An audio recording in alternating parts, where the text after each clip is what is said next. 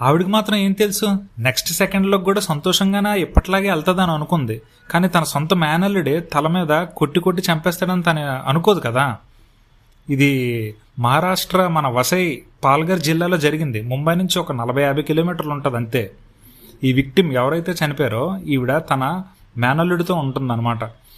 తనకి కొడుకు కూతురు ఇద్దరు ఉంటారు, వాళ్ళు దూరం దూరంగా ఉంటారు. సో ఈవిడ తన మేనల్లుడితో ఉంటుంది. ఈవిడ మేనత్త. ఎప్పట్లాగే టీవీ చూస్తున్నాడు. టీవీ చూస్తుండగా కొంచెం ఆ టీవీ స్మార్ట్ టీవీ బఫర్ అది అయ్యిందంట. సో ఈ మేనత్ వచ్చి మందలించింది, నువ్వు చదువుకోవట్లేదు, ఎప్పుడు అలాగా టీవీ చూసుకొని ఉంటున్నావు అనేసి అని.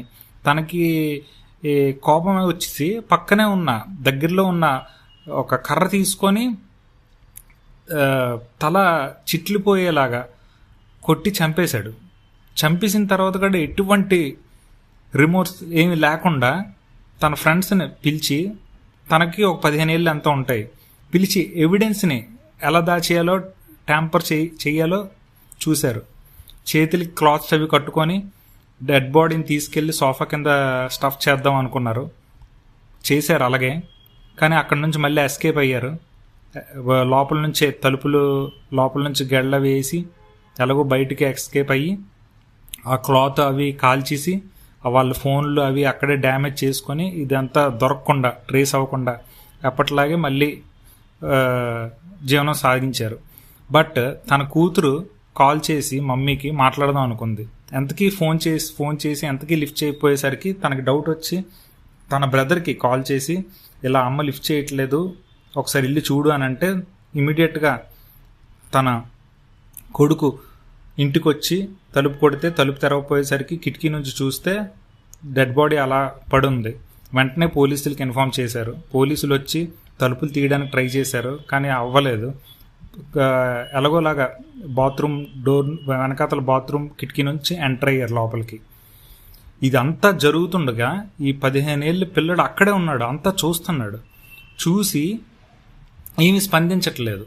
సో అందులో ఒక పోలీసుకి డౌట్ వచ్చి ఇన్వెస్టిగేషన్ స్టార్ట్ చేశారు. ఈ పిల్లడు వ్యవహార శైలి అంతా చూసి వెంటనే ఆ పిల్లడు కన్ఫెస్ చేశాడు, ఒప్పుకున్నాడు. ఇలా నాకు ఆ క్షణిక ఆవేశంలో కోపం వచ్చి ఇలా అత్తని కొట్టి చంపేశాననేసి అని.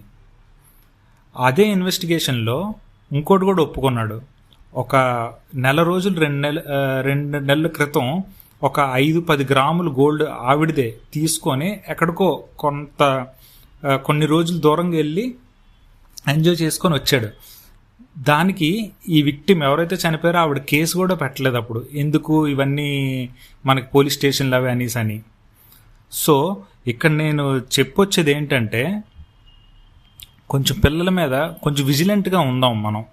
వాళ్ళ పిల్లలు ఎక్కువ మనల్ని చూసి సొసైటీలో చూసి వాళ్ళు పెరుగుతుంటారు. వాళ్ళకి దేనికి అట్రాక్ట్ అవుతున్నారో ఏంటో మనం చూద్దాం. చాలామందిని నేను చూస్తున్నాను, మెడలో పుర్రి గుర్తులు బొమ్మలు వేసుకోవడం, టాటూలు వేసుకోవడం, బైక్స్ మీద రేసింగ్కి వెళ్ళడం, ఇదంతా డైవర్షన్ అవుతుంది. ఇది దాన్ని వాళ్ళ థాట్స్ని వాళ్ళని గమనించండి. వాళ్ళకి సొసైటీ గురించి చెప్పండి. క్రైమ్ ఎలా జరుగుతుంది, ఎందుకు మనం అలా క్రైమ్లోకి వెళ్తున్నాము, ఇవన్నీ చెప్తే వాళ్ళు బిల్డ్ అవుతారు. క్రైమ్ మాట్లాడడంలో తప్పేం లేదు.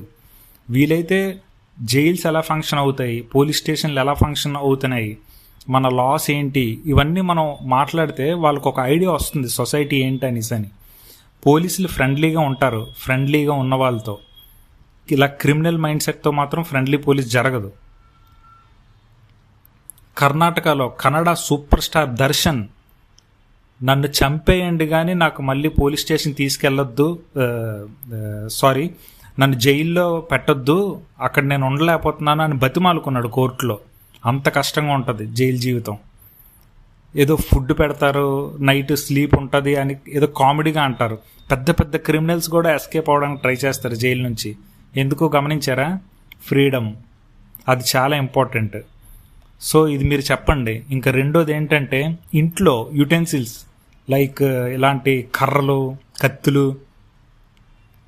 క్రికెట్ బ్యాట్లు, వికెట్లు, ఇలాంటివన్నీ, పెట్రోళ్ళు, కిరోసిన్లు, ఇలాంటివి దగ్గరగా కాకుండా కొంచెం దూరంగా పెట్టుకోవడానికి ట్రై చేద్దాం. ఎందుకంటే నెక్స్ట్ సెకండ్ ఎవరు ఎలా రియాక్ట్ అవుతారో మన చేతుల్లో లేదు. అది ఇలా మళ్ళీ తిరిగి సంతోషంగా బతికే లైఫ్ అవి చెడగొడతాయి. అవి అంత కష్టంగా ఉంటాయి. అలాగే ముఖ్యంగా ఈ చిల్డ్రన్, మిమ్మల్ని మీరు అబ్జర్వ్ చేసుకుంటుండండి. మీ థాట్స్ ఎలాగున్నాయో చూసుకుంటుండండి. ఎక్కువగా మీరు సొంతంగా రోజుకు ఒక అరగంట గంట బోర్ ఫీల్ అవ్వండి. అలాగ ఆన్లైన్లో ఈ నెట్ అదిలో ఏవేవో టైంపాస్కి చూస్తూ మీరు బోర్ ఫీల్ అవ్వట్లేదు. బోర్ ఫీల్ అయినప్పుడు అసలు మీరు ఏం చేస్తున్నారు ఏంటి అని మీ థాట్స్ మీద ఒక అవగాహన వస్తుంది. మీకు ఇప్పుడు ఆ అవగాహన లేకపోవడంతో మీరు ఎలా పడితే అలా బిహేవ్ చేస్తున్నారు అన్నమాట. So careful. Thank you.